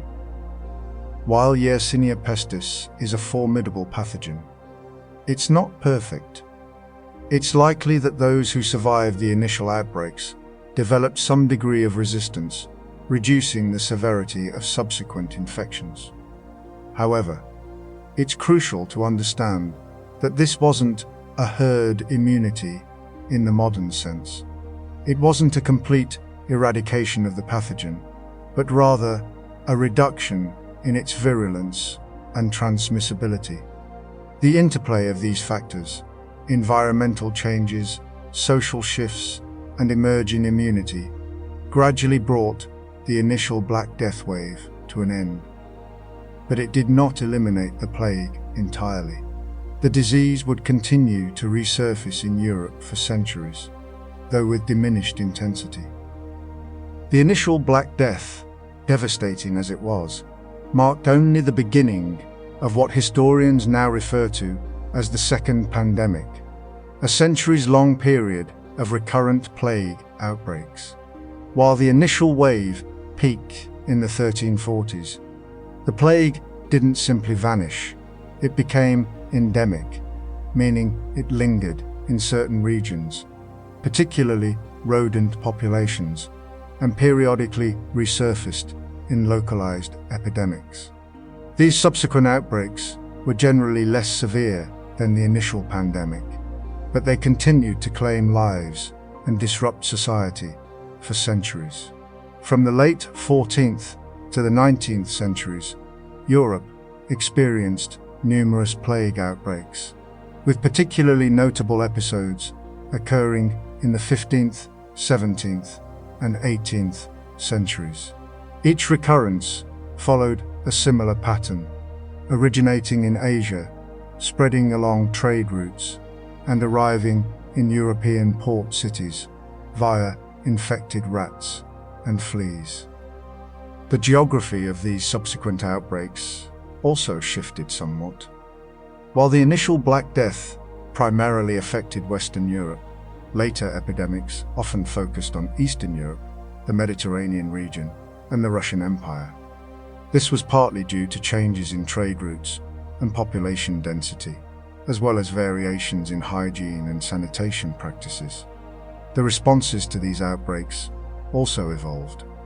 Cities became more adept at implementing quarantine measures, though these were often imperfectly enforced. Public health officials experimented with various methods of disease control, including sanitation campaigns, rodent control, and the use of amulets and prayers, often a mixture of practical measures and superstitious beliefs. The belief in miasma, the idea that disease was spread by bad air, remained prevalent, leading to practices like burning incense and firing cannons to purify the air. The last major European plague outbreak occurred in Marseille, France, in 1720. This epidemic, known as the Great Plague of Marseille, was particularly devastating, claiming an estimated 100,000 lives. It arrived on a ship carrying goods from the Ottoman Empire, and the city's authorities were slow to respond, leading to a rapid spread of the disease. The Great Plague of Marseille marked the end of the Second Pandemic in Europe, although localized outbreaks continued to occur sporadically throughout the 19th century. The eventual decline of the plague was likely due to a combination of factors, including improvements in sanitation, public health infrastructure, and the emergence of more effective flea control measures.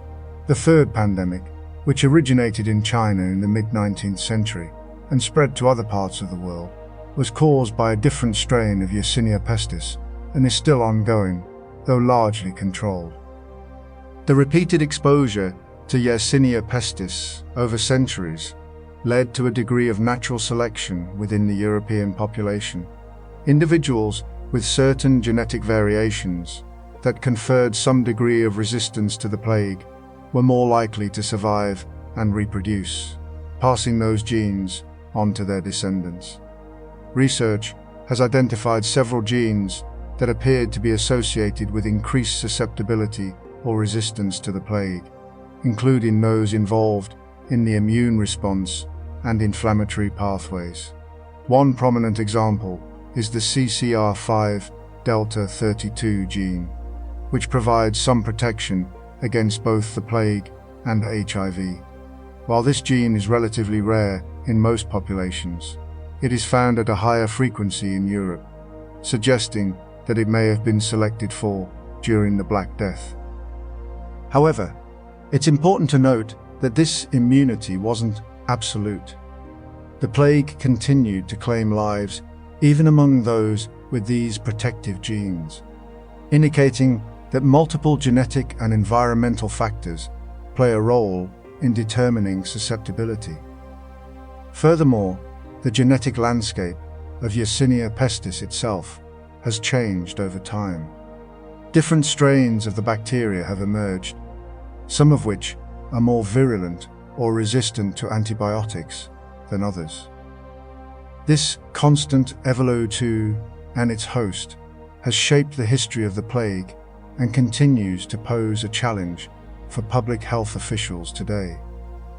Understanding these genetic changes is crucial for developing effective vaccines and treatments. In conclusion, the decline of the Black Death and the subsequent recurrent outbreaks were shaped by a complex interplay of environmental factors, social changes, genetic adaptations, and evolutionary processes. The plague left a lasting mark on European history, influencing everything from economic structures and religious beliefs to artistic expression and scientific inquiry. While the threat of the plague is no longer as immediate as it once was, the lessons learned from this dark chapter in human history remain relevant today. Understanding the factors that contributed to the spread and decline of the plague can help us to prepare for and prevent future epidemics and pandemics. The story of the Black Death is a reminder of the fragility of life, the resilience of the human spirit, and the importance of scientific knowledge and public health preparedness. The Black Death, while a horrific tragedy, fundamentally reshaped the economic landscape of medieval Europe. Before the plague, the prevailing system was feudalism, a rigid structure where peasants or serfs were bound to the land and obligated to work for a lord in exchange for protection and a small plot of land for themselves. There was a significant surplus of labor, which kept wages incredibly low. Lords held immense power, largely because they controlled the workforce. The plague, however, decimated the population. Estimates suggest it wiped out 30 to 60% of Europe's inhabitants. Suddenly, there weren't enough people to work the land, a dramatic reversal of the pre-plague conditions. This created an unprecedented labor shortage. It was a truly disruptive moment, but from that disruption emerged profound changes in the way people worked and were compensated. With the severe reduction in the workforce, peasants found themselves in a position to demand better terms. They began to request, and sometimes receive, higher wages for their labor. Lords, desperate to maintain production, were forced to negotiate. This wasn't a swift or universal change, of course. There was resistance from the nobility, who attempted to enforce old laws and customs. However, the economic realities were undeniable. The scarcity of labor empowered the peasantry in a way it hadn't been before. Attempts to control wages through statutes, like the Statute of Labourers in 1351 in England, were largely ineffective. While intended to fix wages at pre-plague levels, they couldn't overcome the fundamental supply and demand imbalance. The power dynamic was shifting. Peasants were no longer simply at the mercy of their lords. Beyond wages, the plague also contributed to the decline of serfdom. As peasants gained economic leverage, they began to seek greater freedoms. Some were able to negotiate their release from feudal obligations in exchange for a fixed rent or service. Others simply abandoned their lords' lands and sought opportunities elsewhere, knowing they could find work in better conditions. This migration led to a restructuring of land ownership and the rise of a more independent peasantry. While feudalism didn't disappear overnight, the Black Death significantly accelerated its decline. The traditional manorial system, based on unfree labor, became increasingly unsustainable. The seeds of a more modern, market-based economy were being sown. The economic repercussions of the Black Death were profound, paving the way for significant social and political changes in the centuries that followed. The Black Death, paradoxically, contributed to the conditions that fostered the Renaissance. It may seem counterintuitive. How could a catastrophe lead to a period of cultural flourishing? The answer lies in the social and intellectual upheaval it caused. The widespread death led many to question traditional authority, including the Church. The inability of the Church to prevent or explain the plague eroded faith and encouraged people to seek answers elsewhere. This skepticism, coupled with the rediscovery of classical texts preserved in monasteries and Islamic libraries, sparked a renewed interest in humanism, a philosophical movement that emphasized human potential and achievement. The rediscovery of works by Plato, Aristotle, and other ancient thinkers provided a new framework for understanding the world, one that challenged medieval scholasticism. The economic changes brought about by the Black Death also played a role. With a smaller population and a surplus of wealth, there was more money available for patronage of the arts. Wealthy merchants and nobles invested in artists, writers, and scholars, fueling a creative boom. Cities like Florence, Venice, and Rome became centers of artistic and intellectual innovation. The focus shifted from religious dogma to human experience, leading to a new emphasis on realism and individualism in art and literature. Artists like Leonardo da Vinci, Michelangelo, and Raphael embodied this spirit of innovation, creating masterpieces that continue to inspire awe today. Their work was not merely decorative, it was an exploration of the human condition, a celebration of human potential. The Renaissance wasn't a sudden break from the medieval past. It was a gradual transformation. However, the Black Death acted as a catalyst, accelerating existing trends and creating a climate of change. It fostered a spirit of questioning, innovation, and humanism that ultimately led to a profound shift in European culture. The emphasis on reason, observation, and experimentation laid the groundwork for the scientific revolution, and the renewed interest in classical learning influenced literature, philosophy, and politics for centuries to come. The Renaissance, in many ways, was a rebirther, rediscovery of human potential, and a celebration of the human spirit emerging from the darkness of the Black Death. The Black Death exposed the limitations of medieval medical practice. Physicians, largely reliant on Galenic humoral theory, the idea that the body was governed by four humors: blood, phlegm, yellow bile, and black bile, were ill-equipped to understand or treat the disease. Treatments, based on balancing these humours through bloodletting, purging, and applying herbal remedies, proved ineffective. The plague forced physicians to confront their ignorance and prompted some to question traditional medical beliefs. While it didn't immediately revolutionize medical science, it did stimulate a degree of introspection and a search for more effective treatments. The experience of the Black Death also led to a greater emphasis on quarantine and public health measures. Recognizing the contagious nature of the disease, cities began to implement measures to isolate infected individuals and restrict travel. The practice of cordon sanitaire, establishing a perimeter around infected areas, became common, although its effectiveness was limited. While these measures were crude by modern standards, they represented an important step towards understanding the principles of epidemiology and disease control.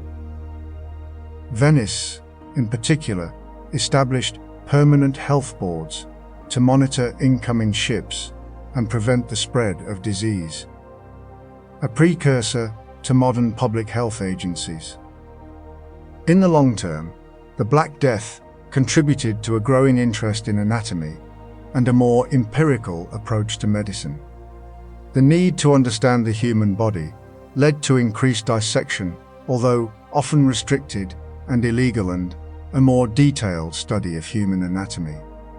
This, in turn, laid the groundwork for the anatomical revolution of the Renaissance, led by figures like Andreas Vesalius, who challenged traditional Galenic teachings and emphasized the importance of direct observation and experimentation. While medical practice remained largely unchanged for centuries, the Black Death had sowed the seeds of a more scientific and evidence-based approach to medicine, a legacy that continues to shape medical practice today. While the Black Death ravaged Europe centuries ago, Yersinia pestis, the bacterium responsible, hasn't vanished. It persists in various animal reservoirs, primarily rodents, across several continents. Today, plague remains endemic, meaning it's consistently present in certain regions, though thankfully, large-scale epidemics like the Black Death are rare due to modern medicine and public health practices. The most heavily affected areas are parts of Africa, particularly Madagascar and the Democratic Republic of Congo, as well as regions in Asia, including Myanmar, Vietnam, and areas of Central Asia. These regions often have a combination of factors that contribute to the persistence of the disease: a high rodent population, limited access to healthcare, and less developed sanitation systems. It's vital to remember that plague isn't merely a historical disease. It's an ongoing health concern for these communities. The bacterium cycles between rodents and fleas, and humans become infected through flea bites or contact with infected animal tissue. We see cases reported annually, but they are usually localized and quickly contained. The specific type of plague varies geographically. Bubonic plague, the most iconic form, characterized by swollen lymph nodes, buboes, remains the most common.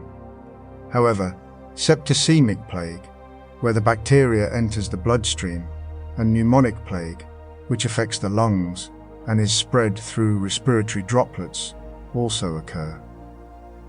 Pneumonic plague is particularly dangerous because it's the only form that can spread directly from person to person, potentially leading to rapid outbreaks. These different forms are interconnected, with bubonic plague potentially progressing to septicemic or pneumonic plague if left untreated. The distribution of these forms often reflects local environmental conditions and access to healthcare. For example, pneumonic plague is more likely to occur in crowded living conditions with limited ventilation, while bubonic plague is more common in areas with a high rodent population. In the United States, cases are occasionally reported, primarily in rural areas of the southwest and west, often linked to exposure to infected rodents or their fleas. Monitoring plague distribution is a critical public health effort. Organizations like the World Health Organization (WHO) and national health agencies maintain surveillance systems to track cases, identify outbreaks, and implement control measures. This involves collecting data from healthcare facilities, monitoring rodent populations, and conducting environmental testing. Early detection is crucial for preventing large-scale epidemics. In areas where plague is endemic, public health campaigns are often conducted to educate communities about the disease, promote hygiene practices, and encourage prompt medical attention. These campaigns often target vulnerable populations, such as those living in crowded conditions or lacking access to healthcare. The effectiveness of these efforts depends on a range of factors, including funding, infrastructure, and community participation. The key takeaway is that while plague is no longer the terrifying spectre it once was, it remains a persistent health threat in certain parts of the world, requiring ongoing vigilance and proactive public health measures. Historically, plague was devastating precisely because there was no effective treatment. Today, thankfully, plague is generally curable with antibiotics. Streptomycin, tetracycline, and doxycycline are commonly used to treat all forms of plague. However, the emergence of antibiotic resistance in Yersinia pestis is a growing concern. Like many bacteria, Yersinia pestis has the ability to develop resistance to antibiotics through genetic mutations and the acquisition of resistance genes from other bacteria. This is a natural evolutionary process, but it's accelerated by the overuse and misuse of antibiotics. Several strains of Yersinia pestis have already been identified that are resistant to multiple antibiotics, making treatment more challenging and potentially increasing the risk of mortality. The spread of these resistant strains is particularly concerning in areas where plague is endemic and access to healthcare is limited. Monitoring antibiotic resistance is crucial. Public health laboratories routinely test Yersinia pestis isolates from patients to determine their antibiotic susceptibility. This information is used to guide treatment decisions and track the emergence of resistant strains. Researchers are also working to develop new antibiotics that are effective against resistant bacteria. This is a challenging task, as bacteria are constantly evolving to evade the effects of antibiotics. One promising approach is to target novel bacterial pathways that are essential for survival. Another is to develop combination therapies that use multiple antibiotics to overcome resistance mechanisms. However, the development of new antibiotics is a lengthy and expensive process, and it's essential to invest in research and development to ensure that we have effective treatments for plague and other infectious diseases. Beyond antibiotics, supportive care is vital for treating plague. This includes maintaining fluid and electrolyte balance, providing respiratory support, and managing any complications that may arise. Early diagnosis and prompt treatment are crucial for improving outcomes. The longer the delay in treatment, the higher the risk of mortality. Prevention is also key. This includes controlling rodent populations, practicing good hygiene, and avoiding contact with infected animals.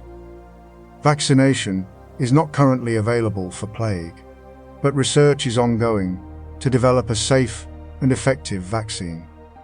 In the future, a vaccine could play a significant role in preventing outbreaks and protecting vulnerable populations. A multi-pronged approach, combining antibiotic stewardship, research into new treatments, supportive care, and preventative measures is essential for combating plague and mitigating the threat of antibiotic resistance. The Black Death, and even the ongoing presence of plague today, offer crucial lessons for pandemic preparedness. Historically, delayed responses, misinformation, and a lack of understanding about the disease's transmission contributed to the scale of the Black Death. These same factors were evident during more recent pandemics, like the 2009 H1N1 influenza and the COVID-19 pandemic. A rapid and coordinated global response is paramount. This requires international collaboration, sharing of data and resources, and a commitment to transparency. Establishing robust surveillance systems to detect and monitor emerging infectious diseases is critical. These systems should include not only human surveillance, but also animal surveillance, as many emerging diseases originate in animals. Investment in public health infrastructure is equally vital.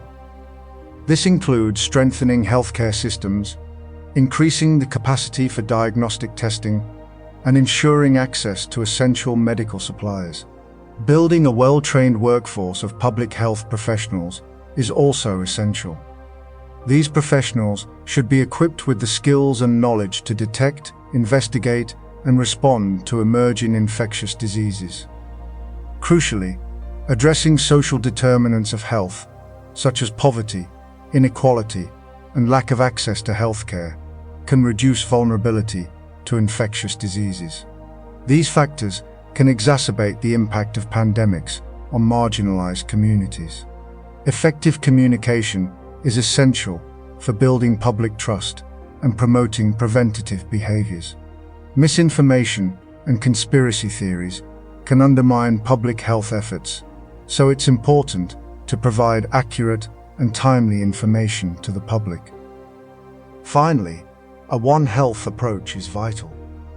This recognizes the interconnectedness of human, animal, and environmental health.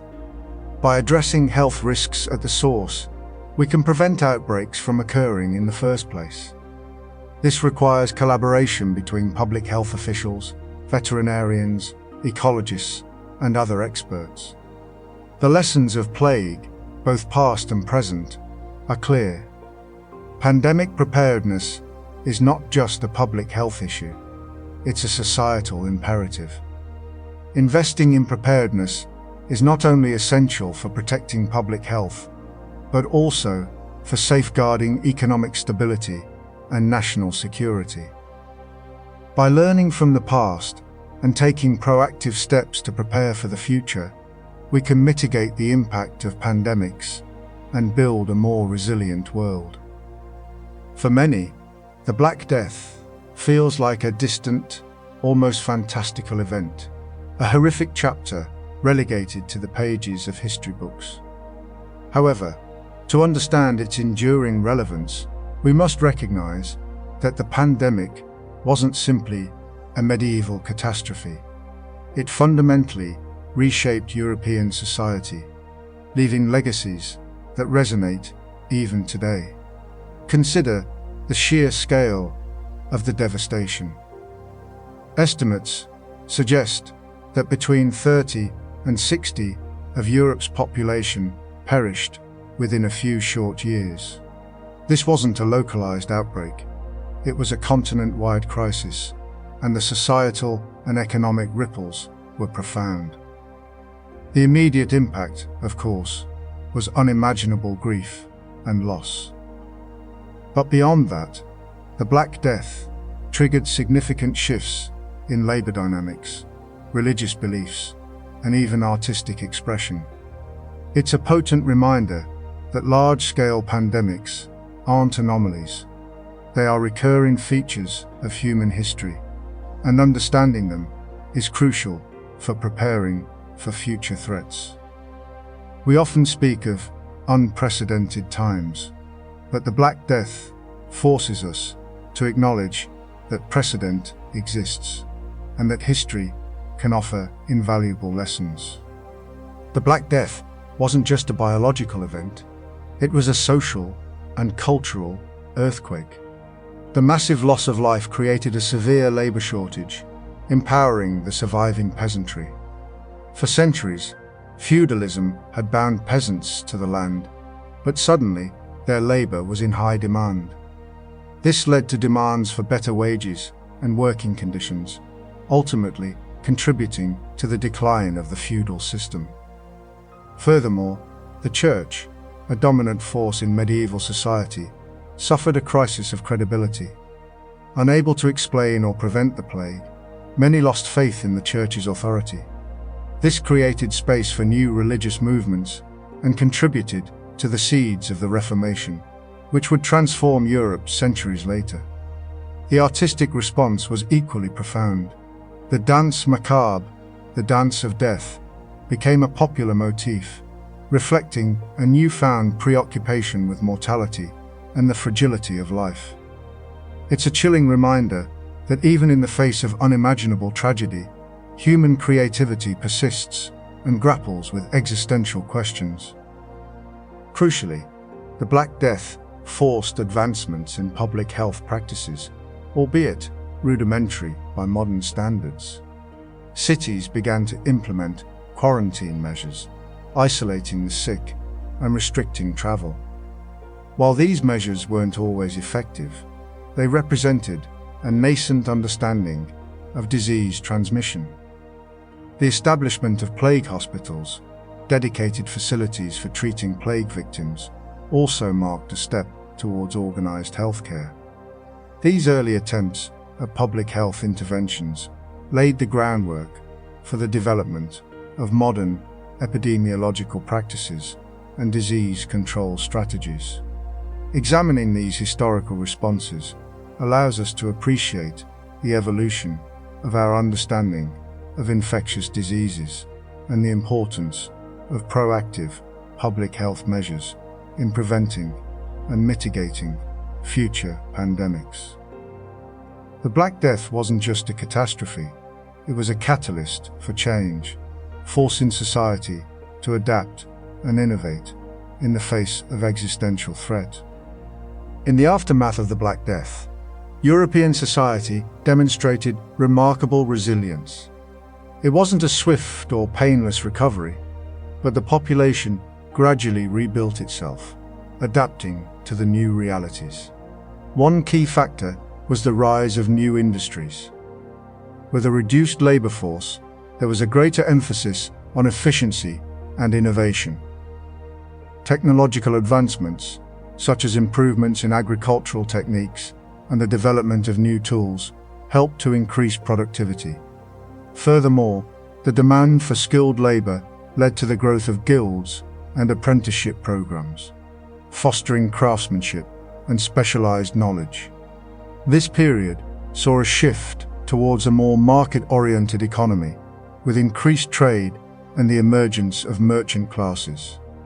The seeds of the Renaissance, with its emphasis on human potential and innovation, were sown in the fertile ground of post-plague Europe. The Black Death also prompted significant social and cultural adaptations. The loss of so many clergy members created a vacuum in religious leadership, leading to changes in the structure and practices of the church. New religious orders emerged, and lay piety, personal devotion outside of formal religious institutions, became more prevalent.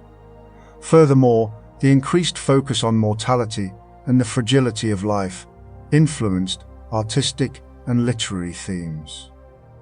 The memento mori, the reminder of death, became a popular artistic motif, prompting reflection on the meaning of life and the inevitability of death. This period also saw a renewed interest in classical learning and a blossoming of humanistic thought, laying the groundwork for the Renaissance and the scientific revolution. Perhaps the most profound adaptation was a shift in societal values. The Black Death challenged existing power structures and hierarchies, creating space for new ideas and opportunities. The increased demand for skilled labor empowered the surviving peasantry and artisans, leading to improved living standards and greater social mobility. The emphasis on community and mutual support fostered a sense of collective resilience. While the recovery was long and arduous, the Black Death ultimately served as a catalyst for positive change, paving the way for a more dynamic, innovative, and resilient European society. It demonstrates the remarkable capacity of human beings to adapt, innovate, and rebuild in the face of unimaginable adversity. The Black Death isn't just a historical event. It's a potent reminder of the enduring threat of infectious diseases and the importance of preparedness. In our increasingly interconnected world, where travel and trade span the globe, the rapid spread of pathogens is a constant concern. The emergence of new viruses, such as SARS-CoV-2, demonstrates that we are not immune to the threat of pandemics. The Black Death teaches us that complacency is our greatest enemy. We must invest in robust public health infrastructure, including disease surveillance systems, diagnostic capabilities, and vaccine development programs. International cooperation is also crucial, as infectious diseases respect no borders. Furthermore, the Black Death highlights the interconnectedness of human health and the environment. Deforestation, climate change, and other environmental factors can increase the risks of zoonotic diseases, those that jump from animals to humans. The overuse of antibiotics is also contributing to the rise of antibiotic-resistant bacteria, posing a serious threat to public health. We must adopt a One Health approach, recognizing the interdependence of human, animal, and environmental health to prevent and mitigate future pandemics. This requires addressing the root causes of environmental degradation, promoting sustainable land use practices, and reducing our reliance on antibiotics. Ultimately, the Black Death serves as a sobering reminder of our vulnerability, but also of our resilience. It demonstrates that even in the face of unimaginable adversity, we have the capacity to adapt, innovate, and rebuild. By learning from the past, investing in preparedness, and embracing a One Health approach, we can mitigate the risk of future pandemics and create a healthier, more sustainable future for all. The lessons of the Black Death are not just historical, they are essential for navigating the challenges of the 21st century.